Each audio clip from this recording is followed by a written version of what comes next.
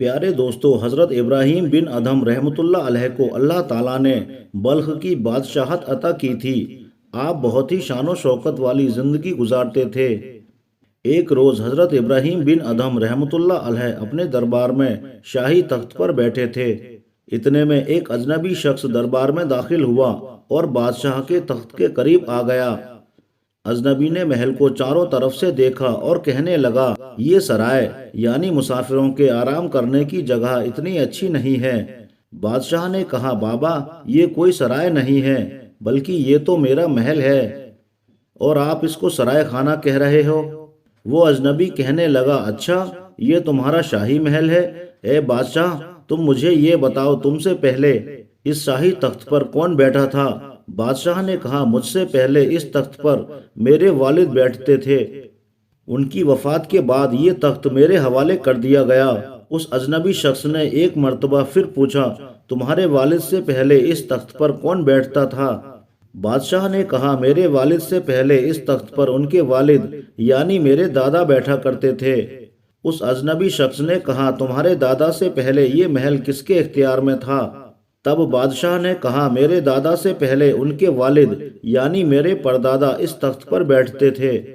अजनबी शख्स ने एक बार फिर वही सवाल किया, तुम्हारे बाद अब इस तख्त पर कौन बैठेगा?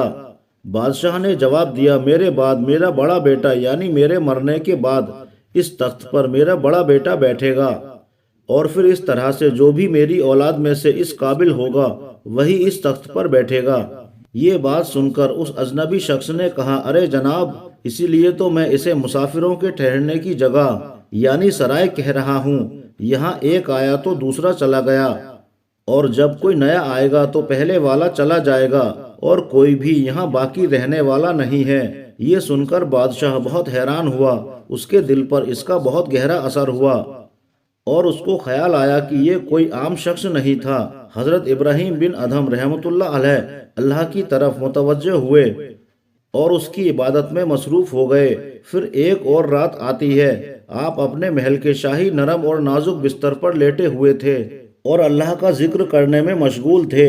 अचानक उन्होंने कमरे की छत के ऊपर किसी की आहट सुनी। आपने आवाज लगाई, ऊपर कौन है? ऊपर से किसी ने जवाब दिया, मैं मुसाफिर हूँ, मेरा ऊँट गुम हो गया है, मैं बस उसी को तलाश कर रहा हूँ। ये सुनते ही बादशाह ने कहा, तुम इंतहाई बेवकूफ़ किस्म के इंसान मालूम देते हो, जो अपने गुमशुदा ऊँट को जंगल में तलाश करने के बजाय महल की छत पर तलाश कर रहे हो। उस अजनबी मुसाफिर ने आवाज़ देते हुए कहा, मुझसे बड़ा बेवकूफ़ तो वो है जो शाही मखमली बिस्तर पर लेटकर अल्लाह को तलाश कर रहा है। उसको भी चाहिए कि वो सब कुछ छोड़ छाड़ कर अल्लाह के लिए सादगी इख्तियार करे, जंगल की तरफ निकल जाए। बस इतना सुनना था कि आप समझ गए कि ये अल्लाह की तरफ से पैगाम है। इसके बाद बादशाह अपनी सल्तनत को छोड़कर जंगल में तशरीफ ले गए और दरिया के किनारे अल्लाह की इबादत में मशगूल हो गए। जब ये बात महल में फैली तो महल के सिपाहियों ने आपको बहुत तलाश करने की कोशिश की ताकि आप वापस आकर सल्तनत के मामलात को संभाल लें, लेकिन आपका कोई सुराग ना मिला। तो बहुत दिनों की मेहनत के बाद आखिरकार आपको तलाश करते करते आपके बेटे ने हजरत इब्राहीम बिन अदहम रहमतुल्लाह अलैह को एक दरिया के किनारे बैठा हुआ पाया। हजरत इब्राहीम बिन अदहम उस वक्त अपनी कमीज को अपने हाथों से सिल रहे थे। बेटे ने आगे बढ़कर आपको सलाम किया और अर्ज किया, वो शानो शौकत वाली जिंदगी को यूं अचानक छोड़कर ये कैसी जिंदगी, ये कैसा रहन सहन आपने इख्तियार कर लिया? आप आज भी बल्ख के बादशाह हैं। आप हमारे साथ अभी वापस चलें और दीन का काम और इबादत तो महल में भी की जा सकती है। ये सुनकर आपने फरमाया, मियाँ, वो बादशाहत बड़ी थी या ये बादशाहत बड़ी है? उनके बेटे ने कहा, यकीनन वो बादशाहत बड़ी थी जो अल्लाह ने आपको अता किया था। यहाँ तो हालात ये हैं कि पहनने के लिए आपके पास सही से कपड़े भी मौजूद नहीं हैं।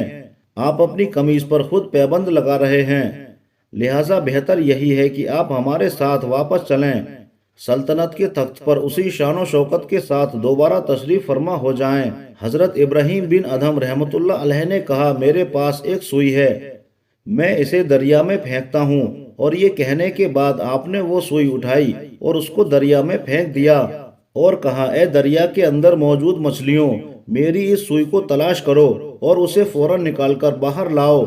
आपके बेटे ने कहा, ये भला कैसे मुमकिन है कि मछलियां लेकर आएं? आपने अपने बेटे से कहा, तुम मेरी उस बादशाहत पर नाज करते हो, जरा ये मंजर भी खुद ही अपनी आंखों से देख लो। बस फिर क्या था, उसी वक्त दरिया के अंदर से 1000 मछलियां सोने की सुइयां लेकर बाहर आ गईं। आपने उन मछलियों को हुक्म दिया, मैं तो वही सुई चाहता हूँ जो मैंने इस दरिया में फेंकी थी। इतने में एक बहुत बड़ी सी मछली वो सुई लेकर आपकी बारगाह में हाजिर हुई जिसको आपने दरिया के अंदर फेंका था। ये देखकर सब लोग हैरान रह गए और सबने आपकी बारगाह में माफी तलब की। हजरत इब्राहिम बिन अदहम रहमतुल्लाह अलैह ने फरमाया, अब तो जानवर भी मेरी बात सुनते हैं। मुझे वो बादशाहत नहीं बल्कि मुझे इस जिंदगी पर बहुत नाज है। प्यारे दोस्तों, हजरत इब्राहिम बिन अदहम रहमतुल्लाह अलैह का ये वाकिया, उनकी ये करामत अपनी जगह तो बहुत बेहतर और ईमान अफरोज है, लेकिन इसमें हमारे लिए एक सबक भी छुपा है। और वो सबक ये है कि जिस किसी ने अपनी ज़ात को अल्लाह के हवाले कर दिया, अपने जिस्म को, अपनी सोच को अल्लाह की राह में कुर्बान कर दिया, अपनी ज़िंदगी को अल्लाह और उसके रसूल सल्लल्लाहु अलैहि वसल्लम की मोहब्बत में फना कर दिया, तो ऐसे शख्स के लिए अल्लाह वसीले पैदा करता है और उसे अल्लाह रिस्क भी अता करता है और उसे दुनिया और आखिरत के इनामात भी अता करता है। दोस्तों, यही वो लोग हैं जिन्हें हम मलंग कहते हैं, जिन्हें हम ये कहते हैं इन्हें दुनिया की कोई खबर नहीं।